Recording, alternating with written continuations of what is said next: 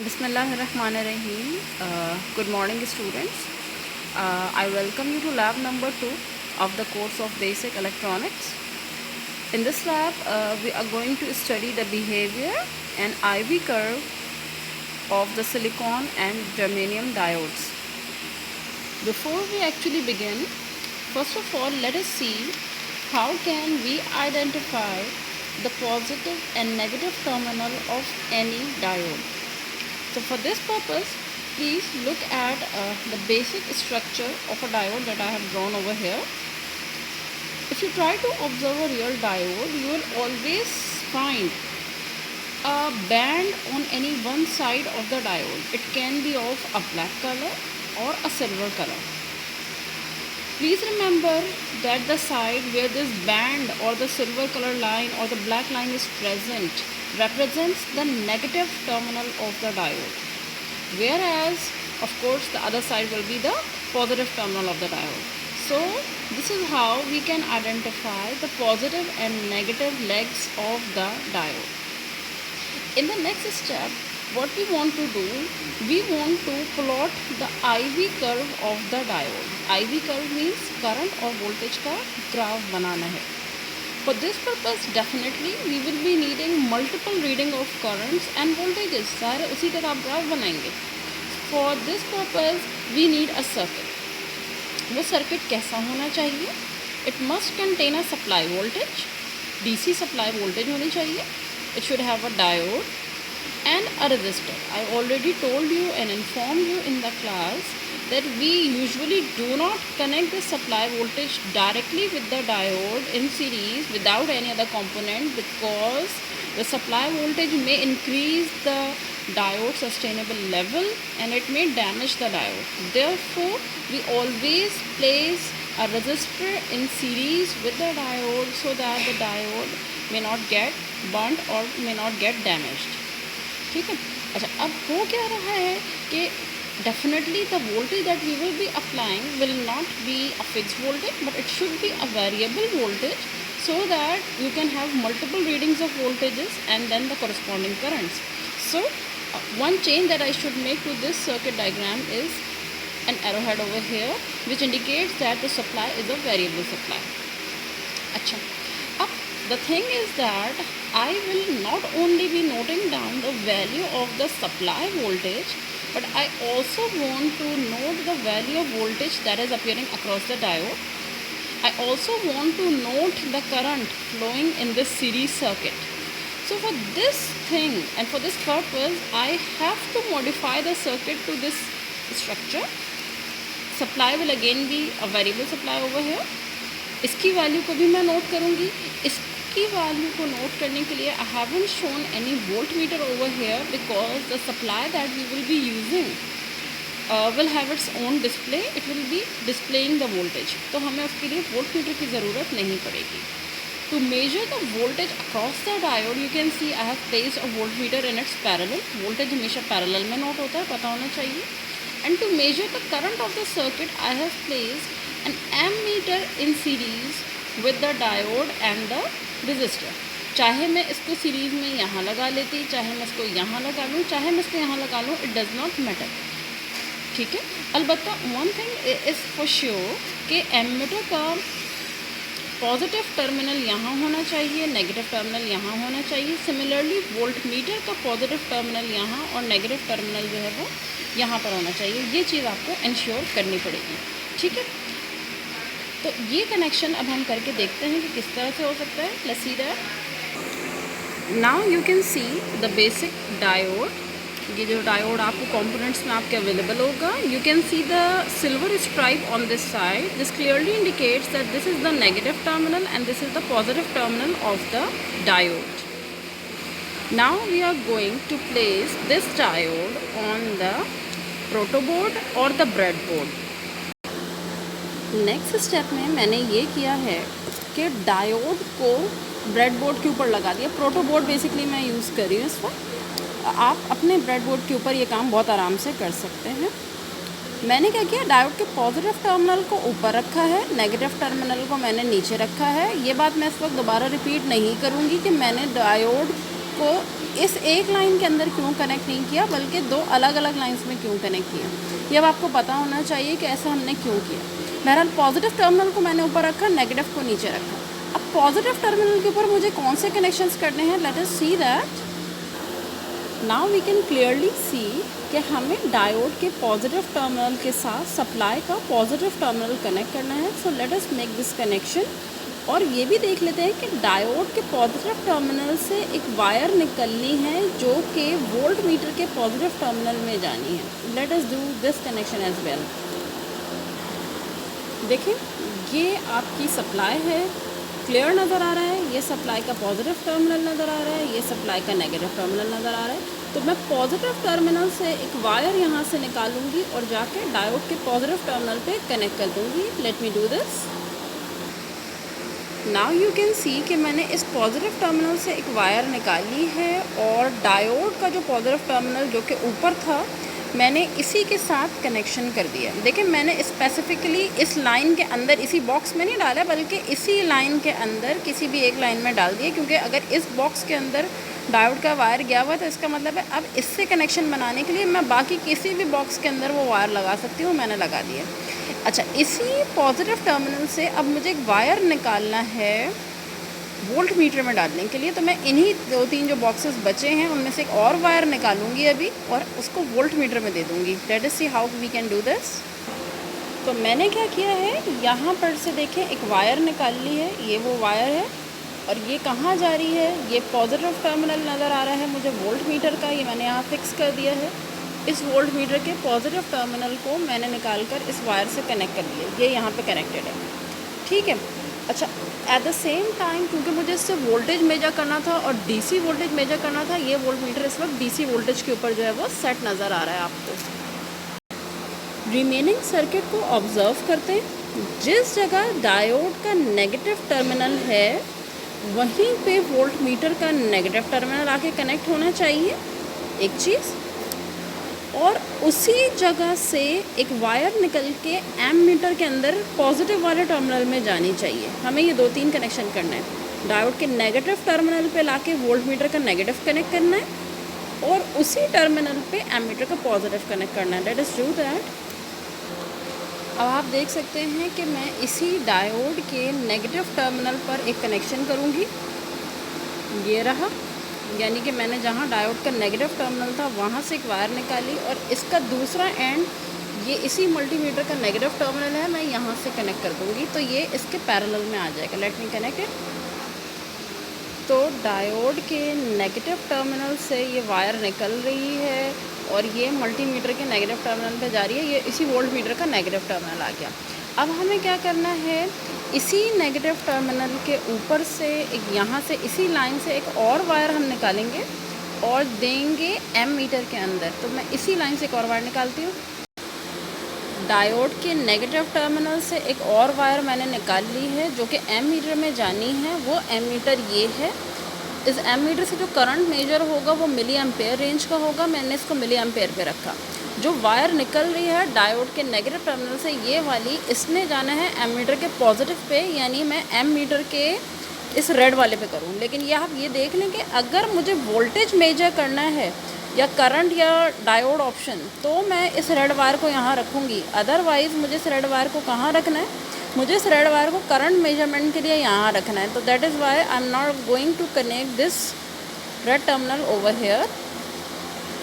Red terminal यहाँ आ गया और अब हम इस वायर को जोड़ देते हैं। एम मीटर का पॉजिटिव टर्मिनल उसी रेड वायर के साथ अब कनेक्ट हो चुका है, ये नज़र आ रहा है बहुत clear. Let us go back to the circuit diagram. Ammeter का जो नेगेटिव टर्मिनल अब हो, क्योंकि एम मीटर के पॉजिटिव को आप डायोड के नेगेटिव से कनेक्ट कर चुके हैं, you have already done this connection. अब एम मीटर के नेगेटिव टर्मिनल को मुझे 2.2 किलो ओम से कनेक्ट करना है और उस 2.2 किलो ओम का जो दूसरा टर्मिनल है वो मुझे डीसी सप्लाई के नेगेटिव से कनेक्ट करना है। ये हमारे कनेक्ट करना है, यानी एम मीटर का नेगेटिव अब मैं रजिस्टर से जोड़ूँ और फिर रजिस्टर का अगला एंड सप्लाई से जोड़ूँ। Let us do this. 2.2 kilo ohm का जो रजिस्टर है वो ये रहा। यहाँ पे मैंने इसको भी दो अलग अलग वर्टिकल बॉक्सेस में लाइंस में कनेक्ट कर लिया है। एक इस लाइन में रखा है, एक इस लाइन में। अब करना क्या है कि ये जो मेरा मल्टीमीटर है इसके नेगेटिव टर्मिनल को ला के रजिस्टर के पॉजिटिव टर्मिनल से जोड़ना है। यही हमने सर्किट में देखा है ना। बहुत सिंपल और इजी कनेक्शन मैंने किया है। ये यहाँ नज़र आ रहा है कि देखें, जिस लाइन में आपका रजिस्टर है, जिस लाइन में रजिस्टर का पॉजिटिव टर्मिनल है, उसी लाइन से मैंने ये वायर निकाली और ये कहाँ जा रही है, ये एमीटर के नेगेटिव टर्मिनल पे जा रही है। ये देखें किस तरह से मैंने यहाँ वायर का लूप बनाया और इसके अंदर इसको यहाँ पे फंसा के रखा हुआ है। ठीक है, ये हो गया आपका रजिस्टर का कनेक्शन। नेक्स्ट इज़ एमीटर के बाद जो रजिस्टर का कनेक्शन है, मतलब रजिस्टर से एक वायर निकल के कहाँ जाएगी, डीसी सप्लाई के नेगेटिव टर्मिनल पे जाएगी। This is the last connection that we have to do. Let us do this. देखिए, ये सप्लाई का नेगेटिव टर्मिनल है और यहाँ से मैं अब रजिस्टर के आखिरी वाले टर्मिनल के ऊपर जो है वो कनेक्शन करूँगी। यू कैन सी कि ये सारी चीज़ें कंप्लीट हो गई हैं। स्टूडेंट्स, अब हमने सारी सेटिंग कर दी है और सप्लाई को भी ऑन करा हुआ है। अच्छा, ये मल्टीमीटर मैंने चेंज किया है, करंट वाला। It was having some error. ठीक है, कनेक्शन सारे वही हैं, एज इट इज़ हैं। और ये वोल्ट मीटर हमारे पास यहाँ पर है, ये सप्लाई है। और let us turn the value of the supply voltage. इसको थोड़ा सा चेंज करके देखते हैं। सपोज़ करें कि 0.9 वोल्ट के करीब हमने जो है वो वोल्टेज दिया है। You can see the voltage. आप डीसी देख सकते हैं यहाँ पे कितना आ रहा है। इसको होल्ड करके नोट किया जा सकता है। ठीक है, 0.1 वोल्ट इज़ 0.9 वोल्ट ही रखूँगी मैं इसे। 0.9 volt is the value of the supply voltage. ठीक है, 404 millivolt is the value of the voltage across the diode, and the current value is approximately 0.19 milliampere.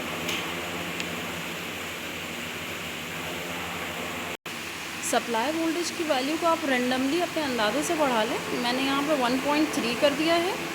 इस वक्त वोल्टेज तकरीबन 519 मिली वोल्ट आ रहा है और करंट की वैल्यू आ रही है 0.32 मिली एम्पेयर। जी, सप्लाई वोल्टेज को मैंने 2.2 कर दिया। 556 मिली वोल्ट वोल्टेज है अक्रॉस द डायोड और करंट आ रहा है 0.69 मिली एम्पेयर। नेक्स्ट वोल्टेज की रीडिंग आ गई 2.7 volt supply voltage, 570 millivolt across the diode and 0.92 milliampere current. In this way we will be taking approximately 13 readings, लेकिन I would suggest to take 3 or 4 more readings, because sometimes the graph is not the graph has some point values which do not fit in the curve. So in order to accommodate those values आप 3-4 extra ले लें। ठीक है, okay, so now let me change the value of the supply voltage। randomly मैं इसको बढ़ा रही हूँ। Okay, let it be 3.5 volt. The supply voltage across the diode is 588 millivolt. Current is 1.27 milliampere. Next voltage मैंने 4.1 कर दिया। 596 मेरी diode की रीडिंग है मिलीवोल्ट में। करंट आ गया 1.44 मिलीएम्पेयर। नेक्स्ट रीडिंग मैंने 4.7 वोल्ट की ले ली। वोल्ट मीटर टर्न ऑफ हो गया था, इसे ऑफ करके ऑन किया। 603 millivolt and current value is 1.75 milliampere. Next voltage है 5.1 वोल्ट, 610 मिली वोल्ट आपके पास डायोड का voltage. Current is 2 milliampere. 6 volt आपकी सप्लाई वोल्टेज की वैल्यू मैंने कर दी। 616 मिली वोल्ट आपके पास वोल्टेज है और 2.28 मिली एम्पेयर आपके पास करंट है। 6.4 volt supply voltage, 622 millivolt diode voltage, 2.53 milliampere current. आप देख रहे हैं कि वोल्टेज अक्रॉस द डायोड जो है वो तकरीबन 0.6 वोल्ट के करीब है, क्योंकि देखिए ना 620 मिली वोल्ट का मतलब क्या हुआ, 620 millivolt actually mean 0.62 volt.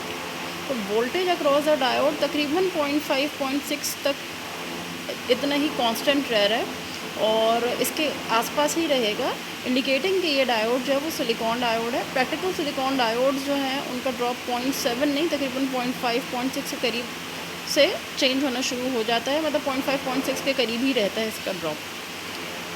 Okay, our next value इसको चेंज कर लेते हैं। 6.9 वोल्ट के ऊपर 626 मिली वोल्ट आ गया, करंट आ गया 2.7 milliampere. Next reading 7.6 volt supply, 631 millivolt diode voltage, 3.04 milliampere current. 8.2 volt supply voltage, 635 millivolt diode voltage, 3.29 milliampere current. 13 readings वैसे हमारे पास हो चुकी हैं, बट वी विल टेक 3 और 4 मोर। देखिए 9 वोल्ट सप्लाई वोल्टेज आ गया, 8.99 volt supply voltage आ गया, 639 milli volt आपके पास डायोड वोल्टेज आ गया और 3.6 मिली एम्पेयर का करंट आ गया। 9.4 volt is the supply voltage, 642 millivolt diode voltage, 3.8 milliampere current. एक लास्ट रीडिंग और ले लेते हैं। 10.3 volt supply voltage, 647 millivolt diode voltage, 4.2 milliampere current. So अब आपको पता चल गया है कि how can you take the readings for a silicon diode and you also know the circuitry very well. Next step में हमें क्या करना है कि we simply have to turn the direction of this diode, इसको रिवर्स वाइज करना है। तो कुछ भी नहीं करना, सिर्फ इस डायोड को पलट के लगाना है और हम सप्लाई वोल्टेज चेंज करते रहेंगे, हमारे पास करंट 0 आता रहेगा। So I am not going to do that. आपने डायरेक्टली अगले स्टेप में क्या करना है, जो रिवर्स वाइज वोल्टेजेस होंगे आप उसमें खुद से दिखा देंगे, -1, -1.5, -2, -2.5, -3, -3.5। ये आपके सारे सप्लाई वोल्टेज हैं। डायोड के अक्रॉस का वोल्टेज भी यही रहेगा, क्योंकि जब डायोड ऑफ होता है तो ये जहन में रखिएगा, जितना सप्लाई वोल्टेज आप अप्लाई करेंगे उतना ही वोल्टेज डायोड के अक्रॉस अपीयर होगा, क्योंकि डायोड ऑफ है, ठीक है। और करंट डायोड का in every case will remain as 0। मैं ये परफॉर्म नहीं कर रही हूँ, but you can always verify. आपने सिंपली डायोड का डायरेक्शन रिवर्स करना है, जो सप्लाई वोल्टेज आप देंगे वही वोल्टेज डायोड के अक्रॉस आ रहा होगा और करंट आपका 0 आ रहा होगा। अगर सपोज़ करंट 0 नहीं भी आ रहा, कुछ पॉइंट्स में वैल्यूज़ आ रही हैं, even then keep it as 0, ताकि हम इसको दिखा सकें ग्राफिकली कि फॉरवर्ड वाइज में तो हमारे पास ये रीडिंग थी, रिवर्स वाइज के अंदर डायोड का करंट 0 था, ठीक है। तो रिवर्स वाइज के लिए तो मैंने यहाँ पर आपको सिर्फ 4-5 रीडिंग्स यहाँ लिख कर दिखा दी हैं, बट आप इसकी भी जो है तकरीबन 10 रीडिंग्स लिख कर 0.5 के गैप से इसी तरह से करंट 0 करके दिखा दीजिएगा। अच्छा, ये सारा काम अभी हमने किया है सिलिकॉन के लिए। जर्मेनियम डायोड के लिए ये सारा काम आपने खुद से करना है, एग्जैक्ट प्रोसीजर फॉलो होगा, बस instead of the silicon diode आपने वहाँ पर जर्मेनियम डायोड को लगाया हुआ होगा, ठीक है ना। सिर्फ इस डायोड की जगह जर्मेनियम डायोड लग जाएगा और बाकी कुछ भी चेंज नहीं होगा। तो do for germanium diode yourself.